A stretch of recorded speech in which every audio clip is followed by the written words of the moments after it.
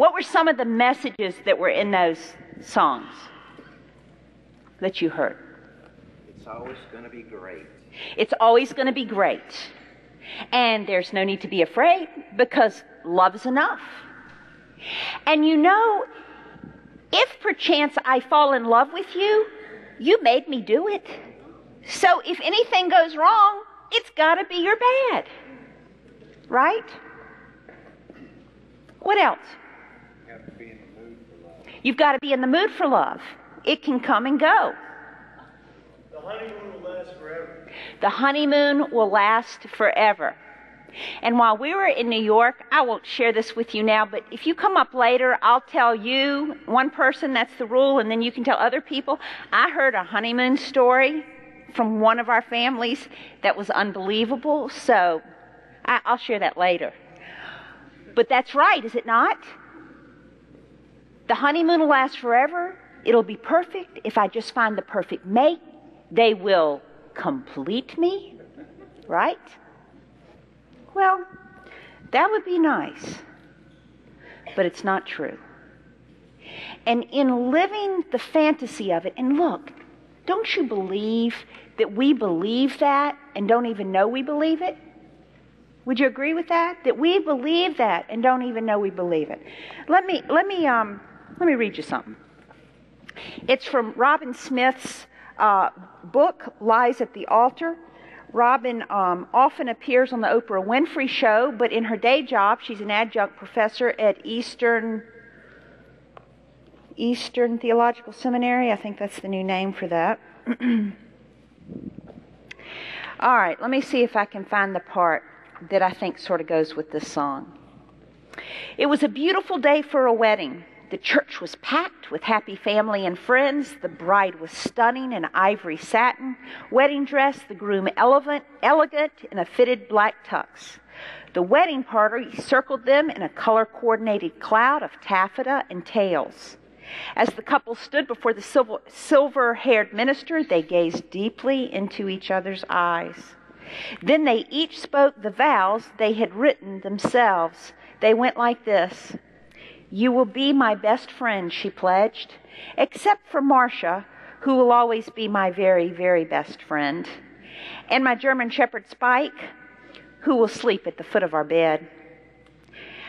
I promise to take care of you and want only what's good for you," he replied, "as long as it works for me and doesn't involve frequent visits from your mother." "I'll treasure you for who you are," she said, "but once we're married, I'll expect you to drink less, work more, start showing an interest in the arts, and shave off that beard." "What is mine will be yours," he responded, "except for the money you don't know about, and the cash I'll sock away in a private account just in case things don't work out." "I promise to love you unconditionally," she said, "until you do something I find intolerable, to forgive and forget, although, you know, I come from a family that can hold a grudge, and to never go to bed angry, although I may have to stay awake all night fuming." "I'll adore you forever," he said, "in body and soul, as long as you keep that size 6 figure and get it back in shape quickly after the babies come. I promise to cherish you every day for as long as we both shall live," she answered, her eyes welling with joyous tears, "or as long as I can stand to put up with you." Now this sounds funny, but every single one of us had stated vows and secret vows when we got married. And to the extent that they don't match, we have trouble. Now, I'm using an example of love in marriage today, but love comes in all sorts of different relationships. I think sometimes, though, if we can't love married, we certainly can't love outside married, right? And so loving relationships are complicated and challenging and difficult, but we're expecting to be Brad Pitt and Jennifer Aniston all the days of our life. Oops, that didn't work out so well, did it? So here's a real story, and this is part of Robin's intro to the book. "Let me begin with the truth. I have known what it is to live a lie, to want so badly to keep a relationship that I made myself invisible. I have known the exhaustion of trying to hold up a facade that has no foundation. So in this book, I will not be speaking from an elevated position of expertise. I will not be telling you what I think, but what I know. Truth is, what holds my life together now, it is not an accessory, it is a necessity. But I got to tell you, I walked through the darkness of lies to get there. I was once in a long relationship with a man whose addiction ruled our lives. The breakup was devastating and painful, but even more painful than leaving was facing the truth of why I stayed so long. Why I remained with a man whose love and loyalty were devoted to his addictions, why I lied to myself while enabling his lies to flourish, and as his lies blossomed, I was being killed softly. Life, real living, stopped for me. The self I thought I had was evaporating. Slowly but surely I fell away. I no longer recognized myself, and how could I? I was no longer there. And that goes back to that physiology thing we talked about last night. For you guys on Saturday Night Live, it was that thing we talked about last week. But it's that concept of thinking about using the midbrain and the adrenaline of trying to cope with chaos and disorder and lies, and that does something to us neurologically that truly affects and even can cause the loss of our very personality. Because personality is stored in the midbrain, and when we damage it, we truly lose self. She describes a day in her life. Each day I laid out his disguise for him, made certain his false front was neatly in place, his cover-up richly textured, logical, and foolproof. I allowed him to lie to me about who he really was and what he really valued, and I stood by while he lied to everyone who thought they knew him so well. Being with this man almost killed me. He wanted to rob me of my essence, and for a time I let him. Where was I in my life that I could have devoted so much time, energy, and effort to a man who neither honored nor valued me? How had I, a highly trained professional with what I thought was nearly flawless intuitive skills, become involved with such an imposter? Why did I stay in a relationship with a person who could hurt me so deeply, who could make me feel ashamed of wanting a normal life? How could I think it was okay to be with someone who taunted me and prodded at the open wounds of my insecurities? He told me I wasn't much of a woman, and he criticized me relentlessly. I gave away my power thinking it would soothe him, and it did, temporarily. But each day required that less and less of me exist. I tried to be better, happier. I made meals out of crumbs and smiled as I ate the crumbs in order to appear full and satisfied. I tried to be more understanding and accepting. I was looking for a way to make something work that made no sense. I realize now that with all my effort and devotion, he never really saw me, much less loved me. When he grew tired of the way my desire for connection collided with his desire for oblivion, he simply erased me from his cell phone, his post office box, his life, and replaced me with another woman and a new life. Being erased was my worst nightmare, but it also saved my life. The moment of utter, unassailable truth sent me reeling, but I grasped for the light. For the first time, I asked myself, am I enough for me? Can I be unerasable? Good book. You might want to check it out. That's our culture. But what I would suggest to you is equally true, is that sometimes we become a people who even use Scripture, God's holy, true word, to distort what we think is right in order to conform with what we believe true love is. If you've got your Bibles, open up to 1 Corinthians 13. If you don't, Mickey will lead you through on the slide presentation. 1 Corinthians 13, verse 4.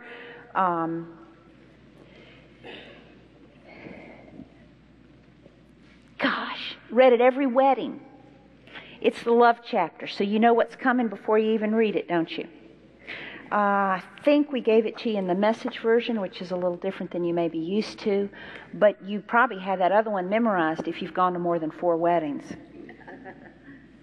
So let's think about what, when we look at this verse, how we could misrepresent it in order to love lousy, because that's what we're going to talk about for the next 13 weeks. Do you feel lucky at love, or do you feel lousy at love? Now, let me tell you why I think this is so important to wrestle with. Because at the core of living our big dream, at the core of existence, is relationship. I do not believe that there is a purpose God can give you that is not handed to you wrapped up in the package of relationships. You know, Dale Ryan, I quoted him last week. I don't think I'll butcher it too much to say it this way again. There was a quote in what he said to us when we were in Texas that went like this: there is that one thing that if you miss it, you will never get it. And what he was making in his point was there is a moment of clarity, of truth, that if lost, your whole life will be less than because of it. It would be like living your whole life thinking you were on a basketball court, only to find out that the whole time you were playing soccer. So there is this one thing, and one thing that I think is profound. It doesn't matter what you do. If in the doing, whatever that is, you don't know how to love, and love, as Pete so thoroughly introduced to us in that John passage, or 1 John passage, if we don't love the way we were created to love. So here's my premise. My premise is this: God made us. He made us to be loving creatures. He knows best how we were created. And so we need to understand what He thinks about love, not what Marvin Hamlish or J. Lo or Brittany or any of the other singers who sing and go on about love.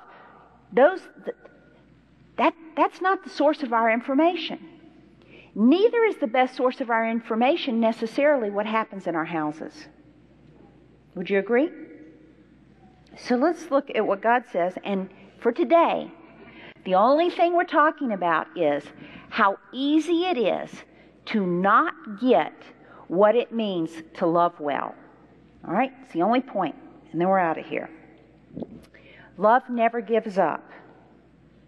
How might a family that is not the healthiest family it could be, how might a family misinterpret love never gives up?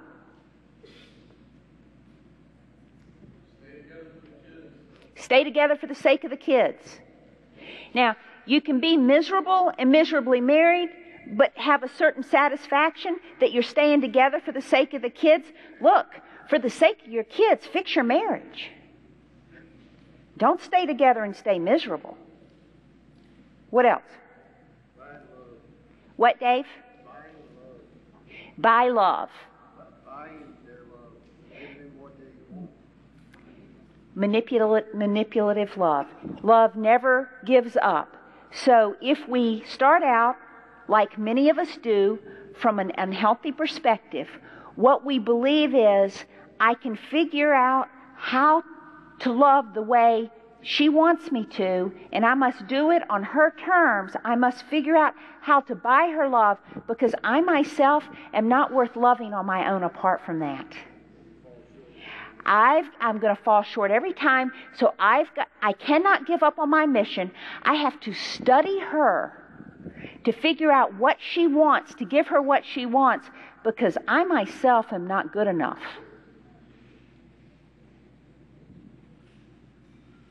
Fawn. Misunderstanding what the word acceptance meant. Okay. Love never gives up.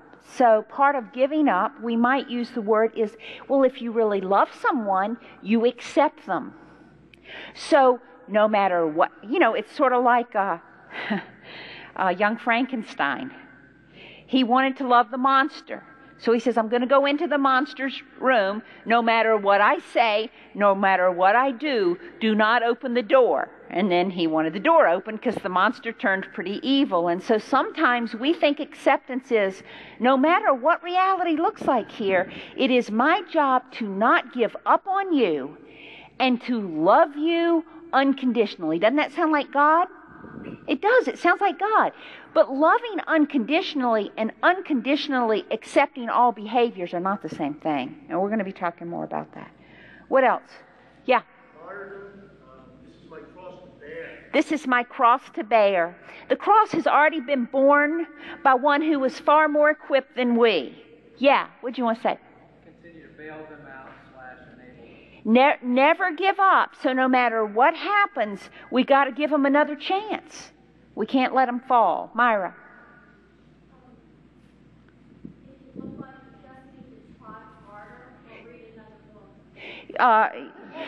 You just need to try harder or read another book. Because after all, you can't give up. All right, let's go on to the next one. Love cares more for others than self. What? Say it again. Codependency. Yes. But you know, we're not going to use the C word because as soon as we use the C word, everybody goes, I read that book.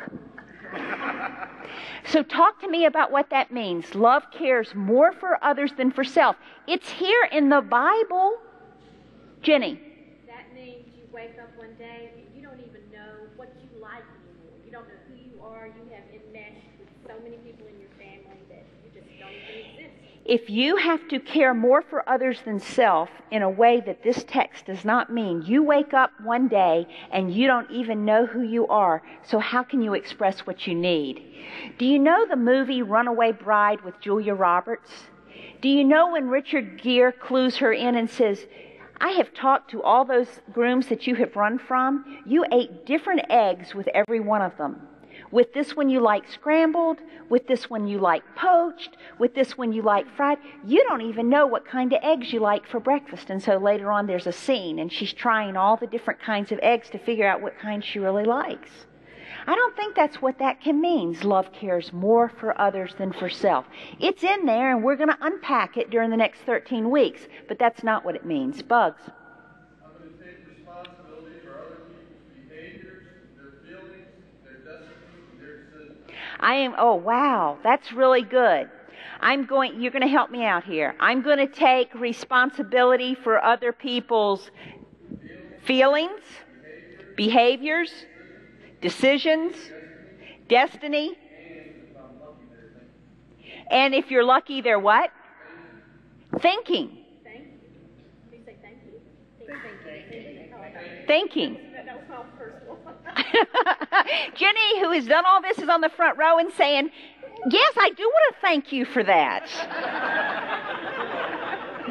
But what he was really saying was thinking. Take. You know, you just hate it when you sit on the front row and your stuff just falls out. But what do you care? You just wore a pink boa and a green hat for all the world to see. So when we think that this is how it looks, love cares more for others than for self, and it's not how we were created to live. We were created to both love and be loved, both give and receive love.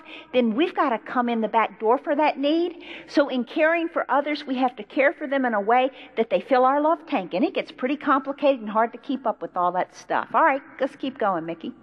Love doesn't want what it doesn't have. So according to this scripture, taken out of context and without understanding the whole, and not much clue as to the very character and nature of God and how He loves and provides for us, I think what we could say about this sentence is that love doesn't want what it doesn't have, which means I just can't want or desire anything. I can't state a preference because I'm not supposed to. I can't have a dream or a desire. I can't have a hope. I just sort of have to accept my lot in life. Next. Love doesn't strut, and let's keep going because there are a couple. Love doesn't have a swelled head. Love doesn't force itself on others. Now, I really love this. Let me tell you a story about last night. Whose kid was I talking to? I won't mention the name on here. But last Saturday night, which was last week for you guys on Saturday Night Live. Last Saturday night, I met a kid that just rocked. I mean, this kid is fun in a box. And so I said to him, I said, you know, we are doing some promotional stuff and we do some commercials for our TV show, and you, I think, have the face for it. Could I be your manager? And could we put you in a commercial? To which he said, well, you know, I really don't mean to brag, but I think you could use me. I think you would benefit from my services, and I think I'd be quite good at it. Listen, there are some things that you were created for that you are absolutely better at than anybody else you'll ever know. That is not strutting. That is not having a swelled head. That is appreciating the fact that Creator God decided when He looked at you to put something in your heart so awesome, so great, that your very existence and the use of that gift and talent makes the world a better place just because you were here for a few days. But, you know, we're supposed to be humble, right? And not think about the good things that God gives us. All right, what's next? Isn't always me first. Well, that's great. But it's not always me last either. It's not always me last either. There's a balance, and there is a tuning in to the Spirit of God so that we can figure out whether this is a time for me to be first or me to be last. Did you know that one of the characteristics of unhealthy families is that in any family, unhealthy family systems, there's always one who's always first. There's always one in a family whose needs always go above everyone else's. So that we can't go to the restaurant that person doesn't like. We must follow the schedule. We must not upset them. We walk on eggshells around them. Do you know that that's not true in healthy, loving families? That on any given moment, all hands appear on deck for the person who has the greatest need. And the need rotates, as does the opportunity to not have a need, that somebody's in good space that day. What else, Mickey? Doesn't fly off the handle. Love doesn't fly off the handle. Okay, it's not okay to rage and be angry and take our negative emotions out on other people. That is not the same thing as saying we must never show an emotion or a preference, or we can't become emotional. We just can't become abusive, neglectful, and unloving in the process. But sometimes we think that to be a good Christian, we have to always have a smile on our face, and love means never noticing that anything is wrong. That's not true. What else? It doesn't keep score of the sins of others. Absolutely true. We shouldn't be the behavior or the thought police for anybody else. But come on, you don't have to number it and keep track of it to realize that there are warning signs in this relationship that must be heeded. And we're not very good at that when we're in unhealthy families. We minimize, we justify, and we figure that's just how they are. What else?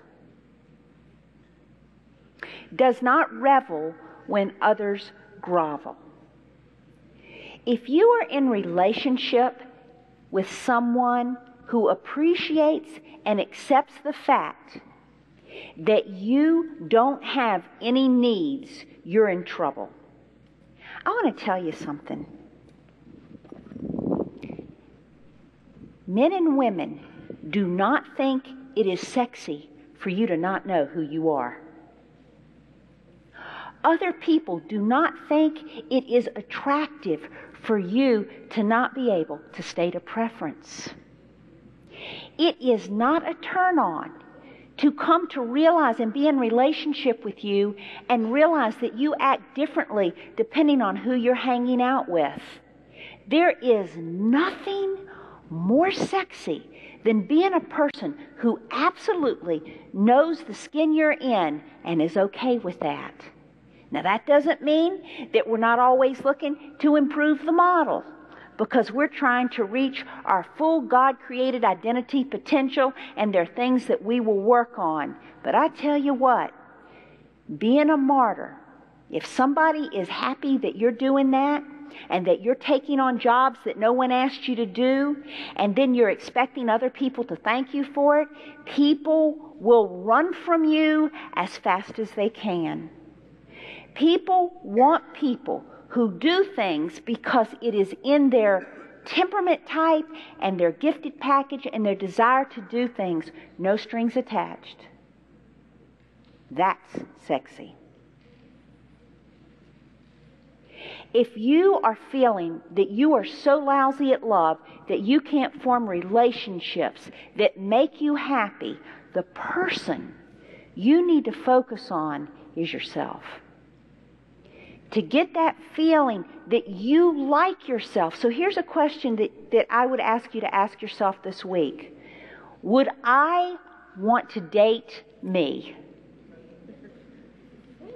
And then the truth of it is are you willing to sit at home in order to do that until you're so happy with you, people come knocking at your door? What else we got? Takes pleasure in the flowering of truth. There is nothing more scary when you're in the truth place than listening to someone who is living in a fantasy world.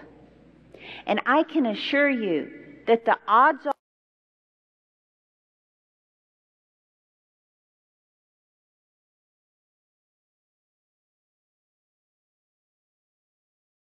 That's all the time we have this morning. If you would like to get more information on our seminars, our ongoing support groups that meet throughout the week, our classes, or to receive a copy of today's message, you can reach us at 814-6903 or toll free at 1-800-908-2377. Thanks, have an awesome week, and God bless. Trust and let go of all but you alone in this moment's tug of war. Will I let you be alone and your will be done? The choice is mine to make. Will I let you? Ever been lost in the darkness of a hurt, habit, or hang-up? How about someone you love? At North Star Community, we celebrate recovery, relationships, and renewal. We're excited to offer a Saturday night service in addition to Sunday mornings. Call 1-800-908-2377 or visit northstarcommunity.com for details. And please join us for a journey of hope and healing, a way back to the light.